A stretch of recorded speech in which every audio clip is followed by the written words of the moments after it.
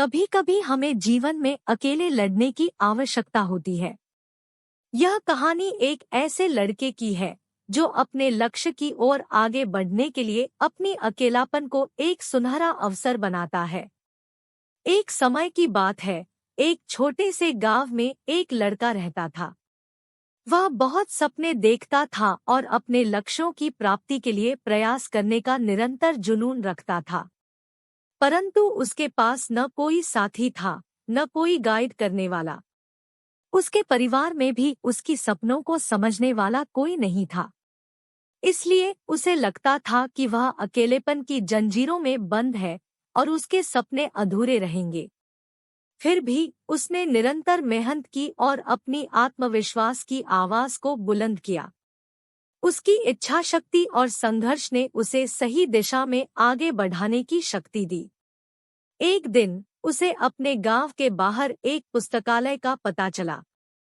वह आश्चर्यचकित हुआ क्योंकि उसे पहले कभी ऐसी जगह नजर नहीं आई थी। धीरे धीरे उसने उस पुस्तकालय के दरवाजे पर कदम रखा।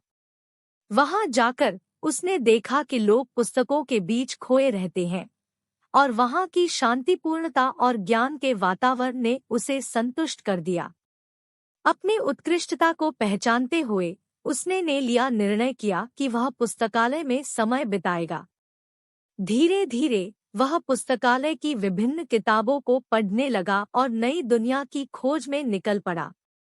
दिनों बिताने के साथ साथ उसका ज्ञान बढ़ता गया और वह अच्छे लेखकों और दर्शकों के साथ रिश्ते बनाने लगा। इसी के साथ उसने लिखने का भी मन बना लिया। उसने कई लेख लिखे जिसमें से उसका एक लेख प्रकाशित हुआ और उसे अवसर मिला अपने लेखकीय कौशल को दुनिया के सामने प्रदर्शित करने का। वह लड़का जिसने कभी अकेलापन को एक रुकावट समझा था, अब एक प्रेरणादायक उदाहरण बन गया। लोग उसे मान्यता देने लगे और वह लड़का अपने लक्ष्यों की ओर अग्रसर होने में सफल हुआ। इस कहानी से हमें यह सीख मिलती है कि अकेलापन को एक सुनहरा अवसर बनाने के लिए हमें संघर्ष करना चाहिए।